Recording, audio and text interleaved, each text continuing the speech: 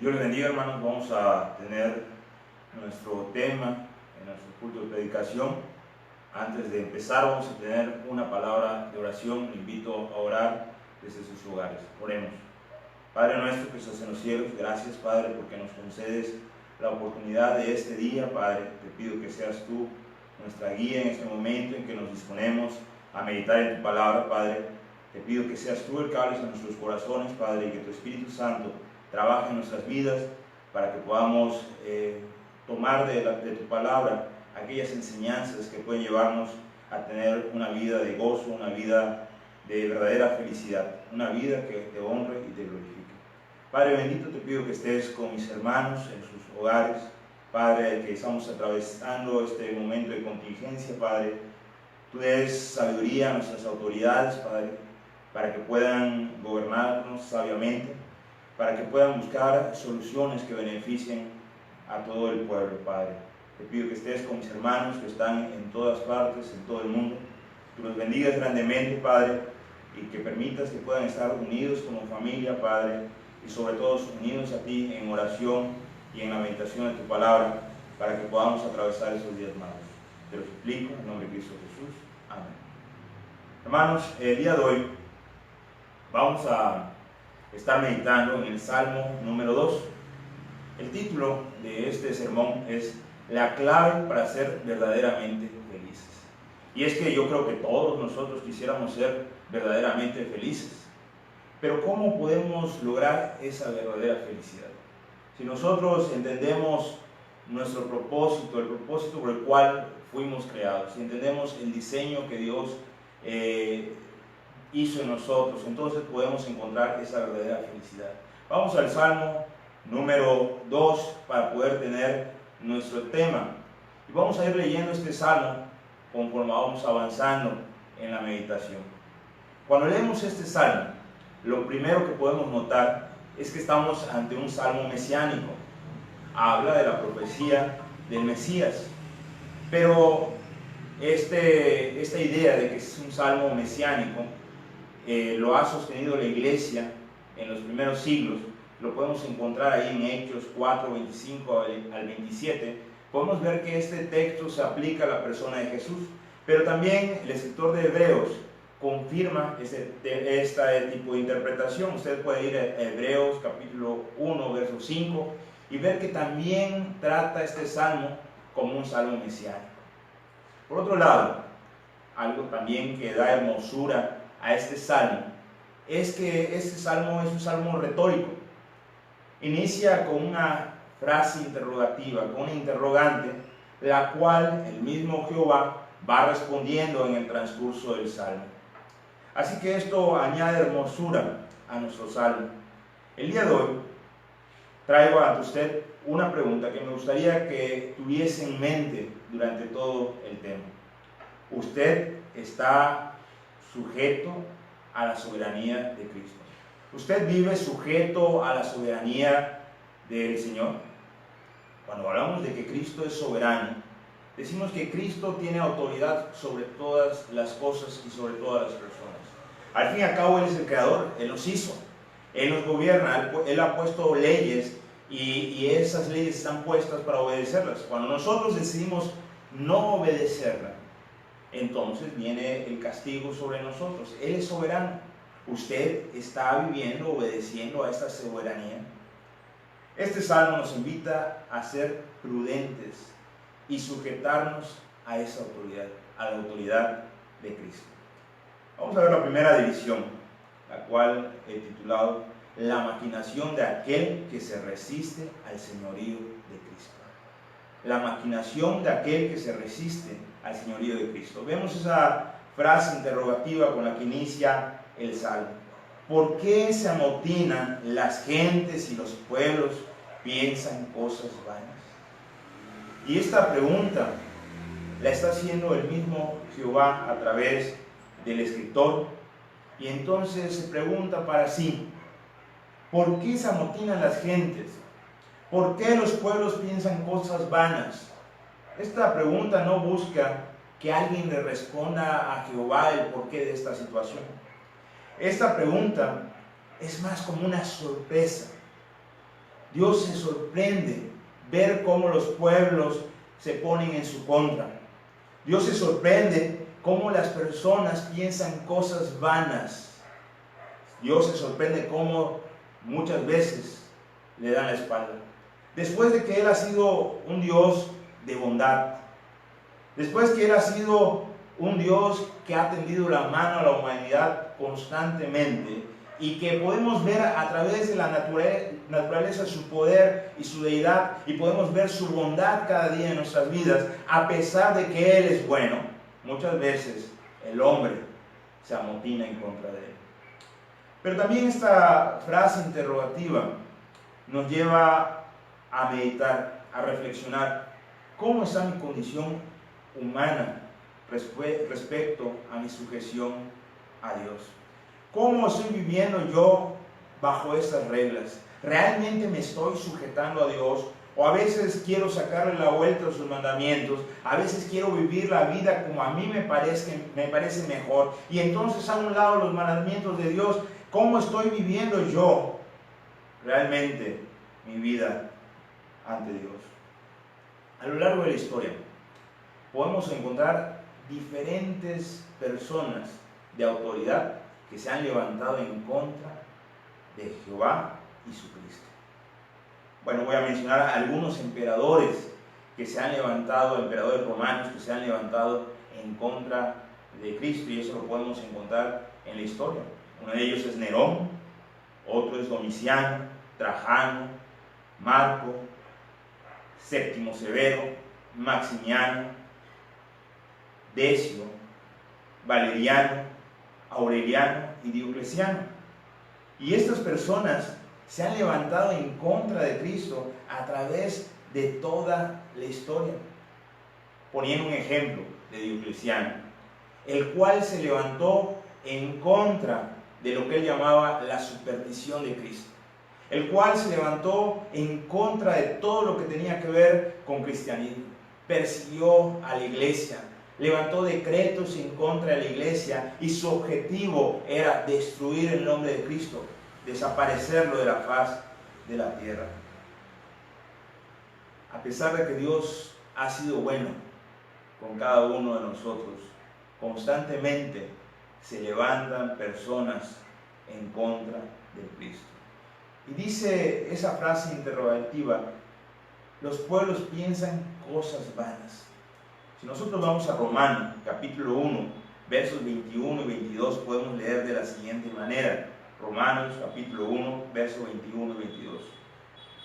Pues habiendo conocido a Dios, no le glorificaron como a Dios ni le dieron gracias, sino que se envanecieron en sus razonamientos, y su necio corazón fue entenebrecido. Su forma de razonar era vana, sin sentido, sin firmeza, sin nada que realmente respalde esa forma de pensar. ¿Por qué? Porque ya había algo conocido de Dios. Dios ya se había dado a conocer, y ellos estaban pensando en contra de Dios, pensando en otros dioses, creando deidades, así como el Imperio Romano, que buscaba destruir el cristianismo, porque él lo veía como una superstición. Diocleciano decía: el hecho de la resurrección de Jesús es algo ilógico. No puede ser cierto, no es más que un mito. Y entonces veía que esa creencia que invitaba a las personas a dejar los ídolos, irse tras de un solo Dios, pues no le convenía al imperio, el cual tenía diversidad de deidades. Entonces el pueblo, la gente piensa cosas vanas, a pesar de que Dios se ha manifestado. Romanos 1:22. Profesando ser sabios, se hicieron necios. 23. Y cambiaron la gloria de Dios incorruptible en semejanza de imagen de hombre corruptible, de aves, cuadrúpedos y reptiles. El hombre, diciendo ser sabio, creyendo ser sabio, a pesar de que Dios se manifestó a través de la revelación natural, el hombre se obsesionó por darle la honra y darle culto a las criaturas. Y dio culto a otros hombres. Le dio culto también a los astros. Dio culto también a algunos animales. era todo mejor que darle la gloria y la honra a ese Dios verdadero. Al fin y al cabo, sabemos que la imagen de un animal o un astro no pudiese dañarnos porque no tiene voluntad. Seguir a Dios, un ser con un pensamiento, con voluntad propia, un Dios que actúa, no convenía al pueblo. Entonces se envaneció, se fueron tras pensamientos vanos. Podemos leer en el verso 2, ahí en el Salmo 2, que dice de la siguiente manera: se levantarán los reyes de la tierra y príncipes consultarán unidos contra Jehová y contra su ungido, diciendo: rompamos sus ligaduras y echemos de nosotros sus cuerdas. El hombre busca deshacerse de Dios. Se amontonan los reyes, se juntan los reyes, están buscando destruir a Jehová y su Cristo. Nosotros podemos ver que esto se ha cumplido en parte durante el ministerio de nuestro Señor Jesucristo. Si usted va a Mateo capítulo 26, verso 3, usted puede leer de la siguiente manera: entonces los principales sacerdotes, los escribas y los ancianos del pueblo se reunieron en el patio del sumo sacerdote llamado Caifás y tuvieron consejo para prender con engaño a Jesús y matarle. Puede leer también usted Juan 5:18.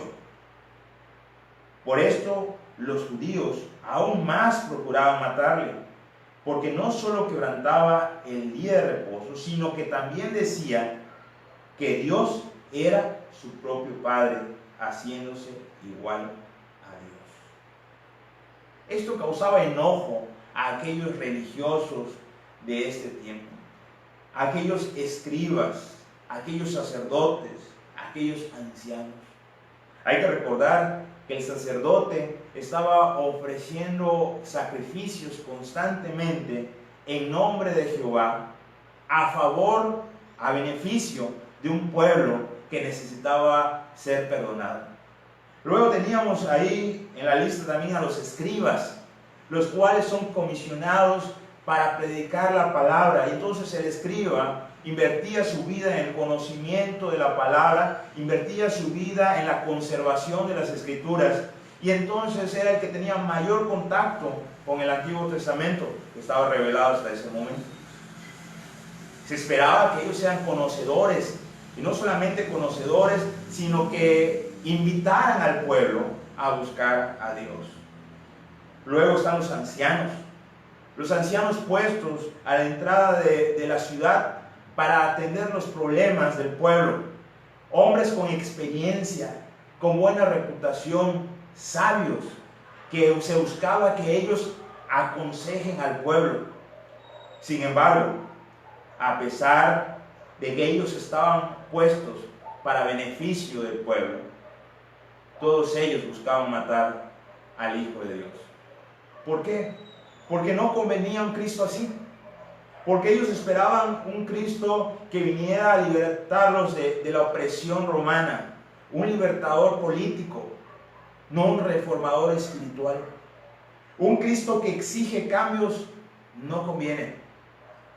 Es así que buscaron matarlo. Tomando otra vez el ejemplo de Diocleciano, tiempo después de la muerte de Cristo, cuando este emperador romano asciende al trono, ya he mencionado, él buscaba desaparecer el cristianismo. Y hasta el día de hoy, ahí en España usted puede ver dos muros que dicen de la siguiente manera. El primero dice: a Diocleciano, Joviano, Maximiano, Augustos, por haber extendido el imperio romano en el este y en el oeste, por haber extinguido el nombre de los cristianos, que trajo la ruina a la república. El segundo monumento dice de la siguiente manera: a Diocleciano, Joviano, Maximiano, César Augusto, por haber adoptado a Galerio en el este, por haber abolido por todas partes la superstición de Cristo, por haber extinguido el culto a los dioses. Estos hombres habían reconocido que Diocleciano, o al menos le daban la gracia a Diocleciano de haberlos liberado de Cristo y de esa superstición. Pero la realidad, hermanos, que hoy en día yo creo que muy pocos han escuchado el nombre de Diocleciano, o al menos muy pocos conocen su historia. Pero muchas personas conocen el nombre de Cristo. El nombre de Cristo nunca desapareció sobre la faz de la tierra. Al contrario, el nombre de Cristo, debido a la persecución, se propagó por todo el mundo. Y entonces el cristianismo, en vez de desaparecer, el cristianismo aumentó.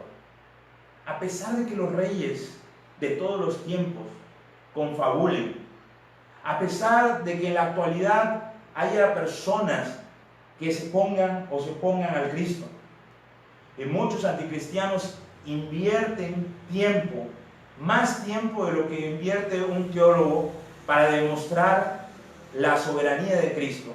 Ellos invierten aún más tiempo para demostrar que Dios no existe, y pierden su tiempo, porque Dios no necesita que nadie demuestre su existencia.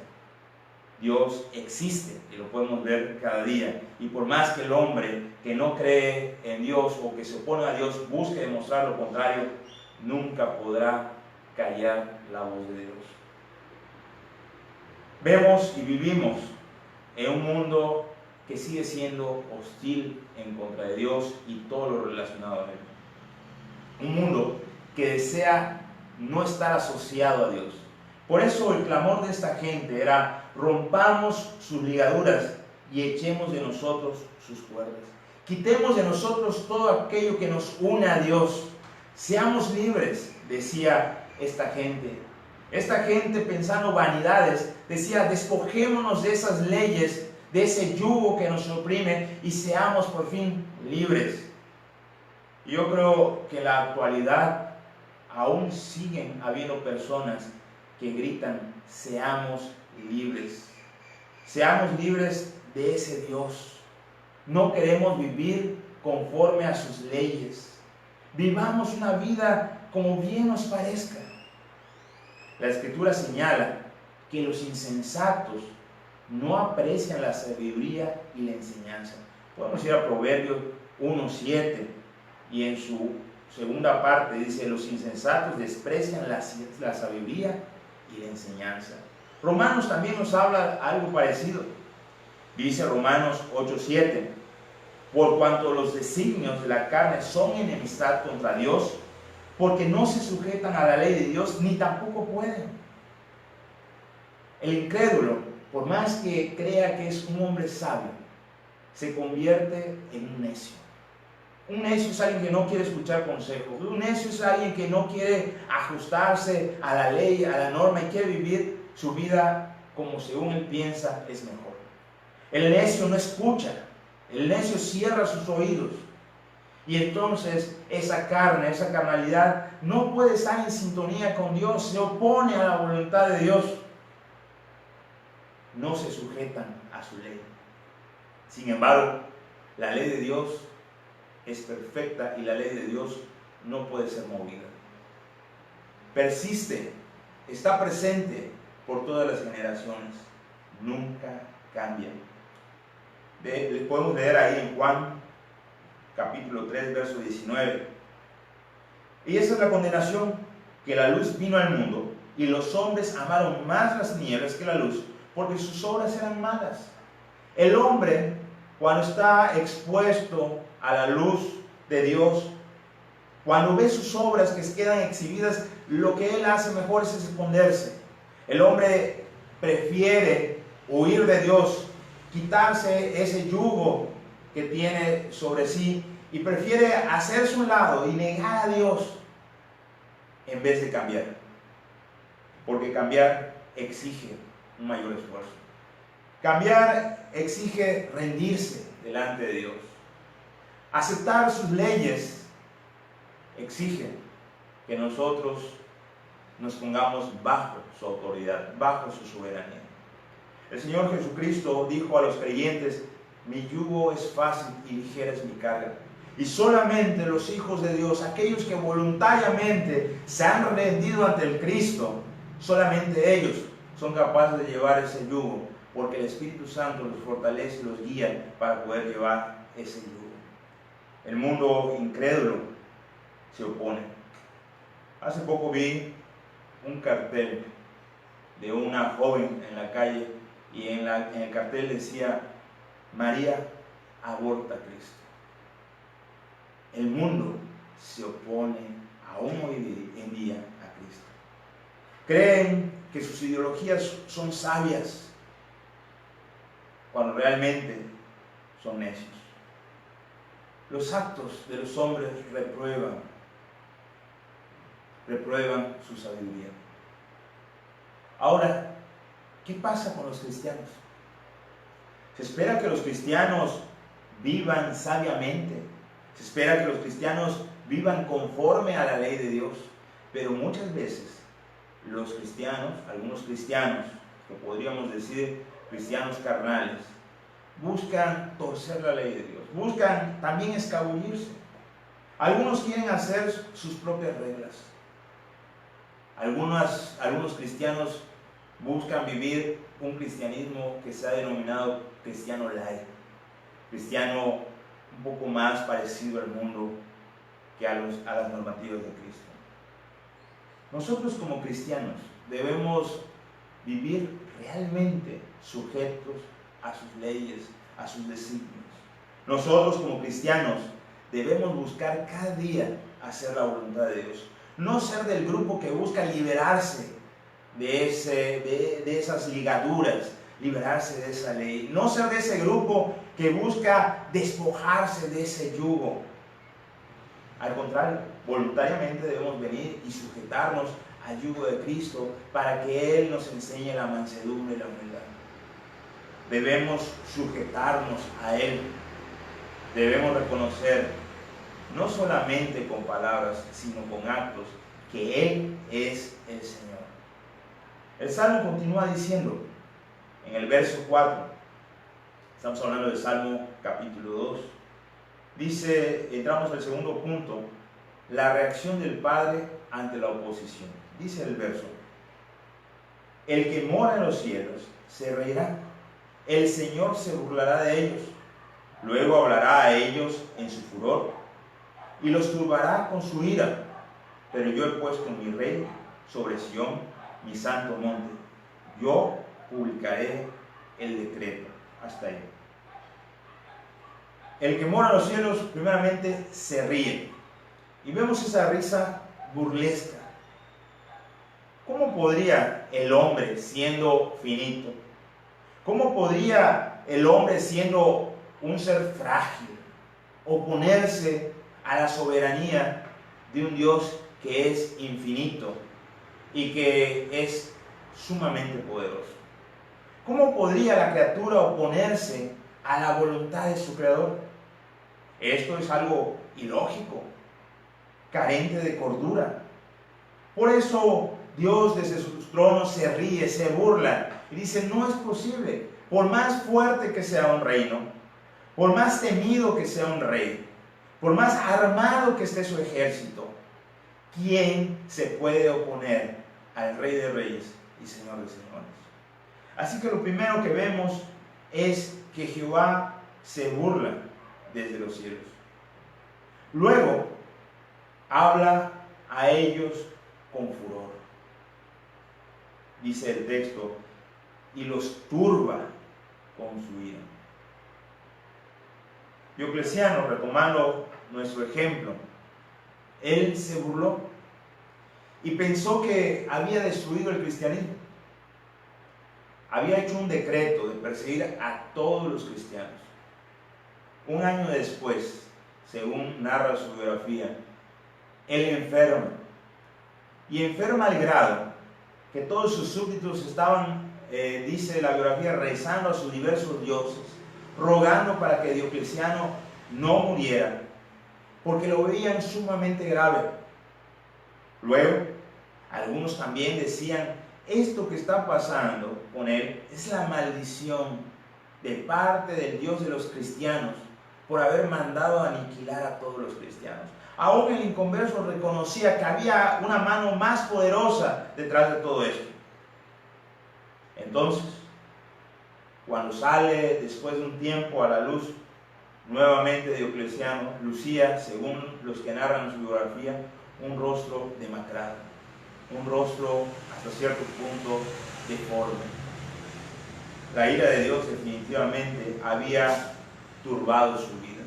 Al grado había turbado su vida que narra la biografía que él decidió abandonar su reino. Un día se quitó el traje de emperador, el traje púrpura, y se subió a un carruaje sencillo y regresó a su ciudad natal. Unos años más tarde, aquellos que habían sido sus hombres de confianza se levantaron en contra de él. Habían despojado a su familia de todos sus bienes. Es más, habían desterrado a su esposa y a su hija. Él está solo en su palacio, en aquella ciudad natal. Y a pesar de tener un palacio hermoso donde habitaba, él se encuentra solo, deprimido, viendo todo perdido, decide quitarse la vida. ¿Quién puede oponerse a Dios? ¿Quién puede estar en su contra? ¿Quién puede resistir cuando Dios se enoja? Sabemos por la narrativa bíblica que cuando Dios hablaba, el pueblo temía porque la tierra temblaba y se dejaba notar su poder. Dios habla desde el cielo en su furor. Podemos entender que es en su ira, con su enojo. Y no solamente habla enojado y se deja ver su enojo, sino que se turbará, el hombre se turbará con su ira.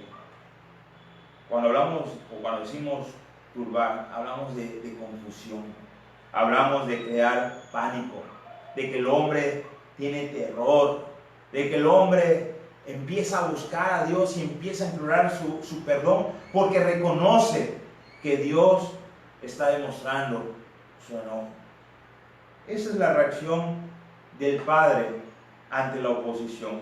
Pero también vemos que hay un decreto involucrado en todo esto. El decreto del Padre involucra la tercera parte de este sermón.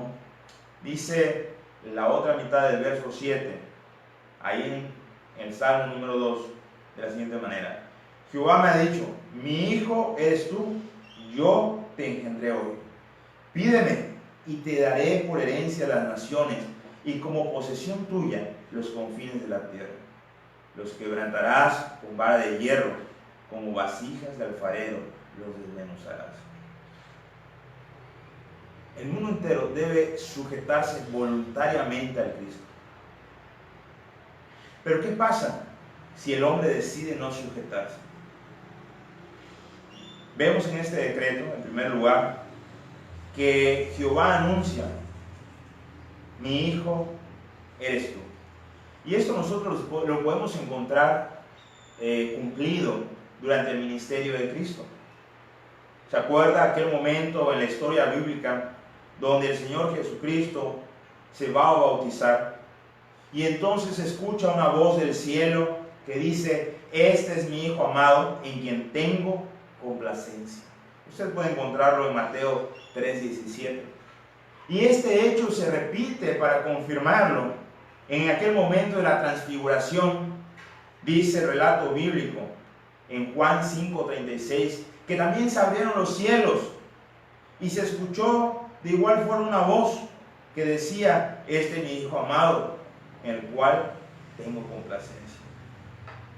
El Señor, Dios Padre, dio testimonio de que Jesús era el Hijo, de que Jesús era aquel Hijo amado, el cual había puesto por rey. Pero ¿qué pasó con el pueblo judío? ¿Qué pasó con aquellos líderes, con aquellas personas prominentes del tiempo de Cristo? ¿No les agradaba que Jesús dijera ser Hijo de Dios? Al contrario, a pesar de los testimonios y de las evidencias de que Él era el Hijo, porque según nos narra Juan, los mismos actos, las mismas obras de Jesús demostraban que Él era el enviado por Dios. Nosotros podemos ir a Juan capítulo 5, 22 y 23. Porque el Padre a nadie juzga, sino que todo el juicio dio al Hijo, para que todos honren al Hijo como honran al Padre. El que no honra al Hijo, no honra al Padre que le envió. Note lo que dice el Salmo. Dice el verso 8: pídeme y te daré por herencia a las naciones, y como posesión tuya los confines de la tierra. Los quebrantarás con vara de hierro, como vasijas del alfarero. Todo el dominio se le da al Hijo, de tal forma que todos tienen que venir al Hijo, y como mediador, cuando honramos, cuando damos honra, cuando alabamos al Hijo, entonces, dice el mismo Señor Jesucristo, estaremos dando honra al Padre. Y esa autoridad que viene del Padre al Hijo es una autoridad propia, lógica. ¿Por qué? Porque esa autoridad se le confiere por filiación. Al ser Él el Hijo, Él es el heredero, es aquel que merece esa posición de autoridad. Usted puede ir a Apocalipsis 2:27, Apocalipsis 12:5 y Apocalipsis 19:15, y podrá ver la misma consistencia, la misma enseñanza. Toda autoridad y todas las naciones se le han dado al Hijo para que sea Él el que juzgue. ¿Y cómo ha juzgado el Hijo en nuestros tiempos? El que cree en el Hijo tiene vida eterna, pero el que se rehúsa a creer en el Hijo no ha pasado a vida, sino que la condenación o la ira de Dios está en contra de él. Así que si queremos huir de la ira de Dios, si queremos aprobar el juicio de Cristo, entonces tendríamos que depositar nuestra fe en el Hijo para que seamos salvos de la ira venidera. Es así que el juicio se le dio al Hijo. Si bien el Hijo, o esta profecía está cumplida parcialmente, porque el Hijo en la actualidad no lo vemos rigiendo, enseñando, guiando y reinando sobre todas las naciones. Sabemos, en la lectura de Apocalipsis, que yo les recomiendo que hagan, podrán ver que esto se cumplirá en la segunda venida.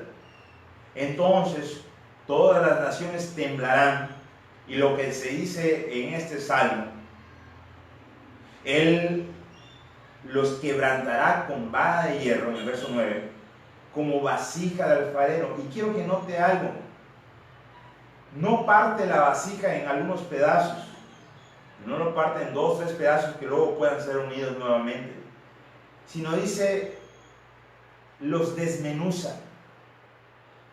Viene Cristo entonces en su gobierno en contra de las naciones que se opusieron a su soberanía, y hace en pedazos a las naciones, de tal grado que no pueden reconstruirse nuevamente. Desaparece toda autoridad que se ha opuesto a su reinado. Es así que nosotros podemos ver este decreto. En primer lugar, en este decreto se le da la autoridad al Hijo sobre todas las naciones. En este decreto, Jehová mismo muestra que Jesús es su Hijo amado.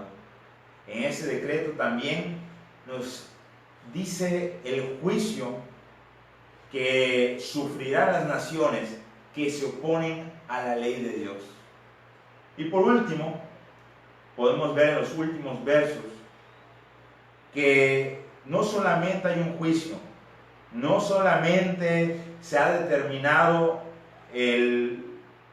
lo que las naciones opositoras vivirán, sino que Dios en su amor extiende nuevamente la mano hacia esas naciones y les da una segunda oportunidad, les da un consejo.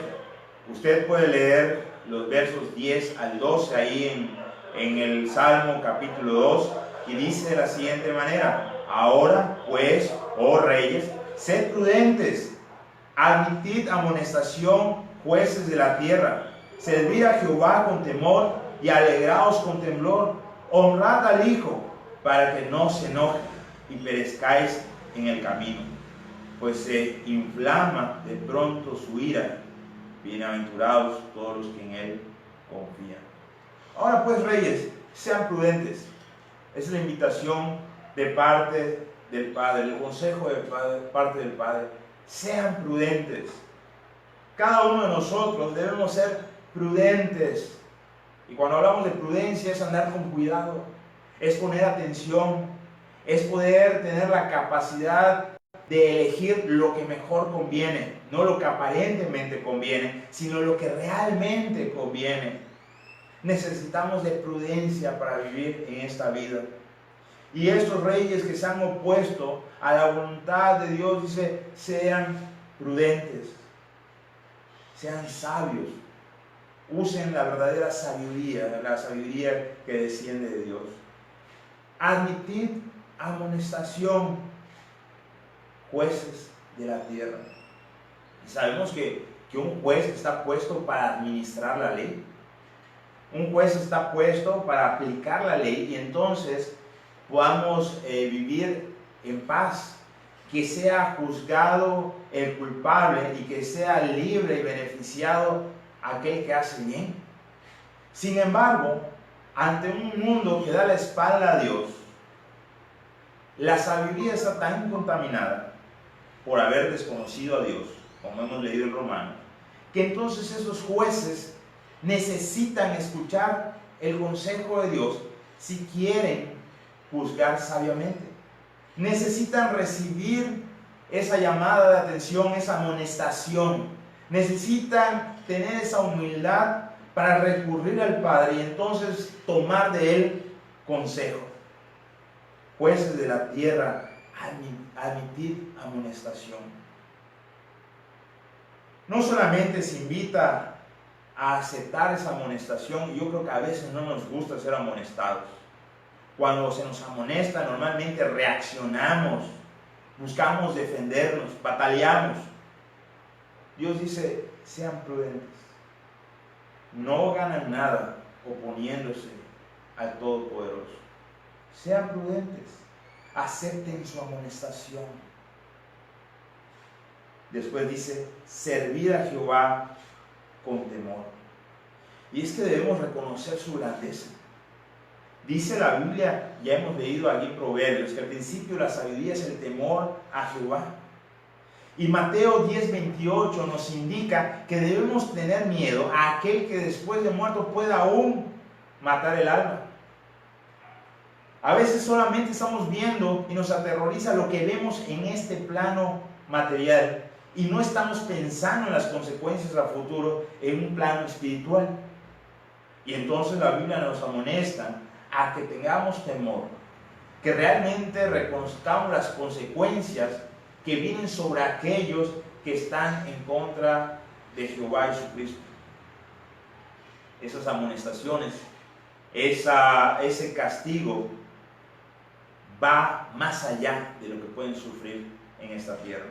Así que debemos servir a Jehová con temor, porque cuando yo reconozco su grandeza, cuando yo reconozco que Él es todopoderoso y que Él puede juzgarme, entonces decido ponerme bajo su autoridad, así como un país cuando es conquistado y entonces viene aquel conquistador, aquel emperador, aquel rey y gobierna sobre la nación conquistada, y esa nación, reconociendo el poder militar o la fuerza que tiene este rey, deciden mejor vivir bajo su autoridad.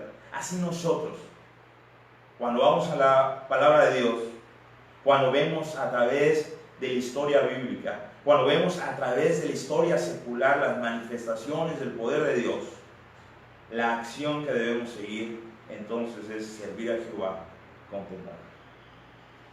Después dice, alegraos con temblor. Nuestro gozo no debe ser desmedido. Nuestro gozo no debe ser sin una regla, sin una medida, de tal forma que vivamos gozosos pero sin sujetarnos.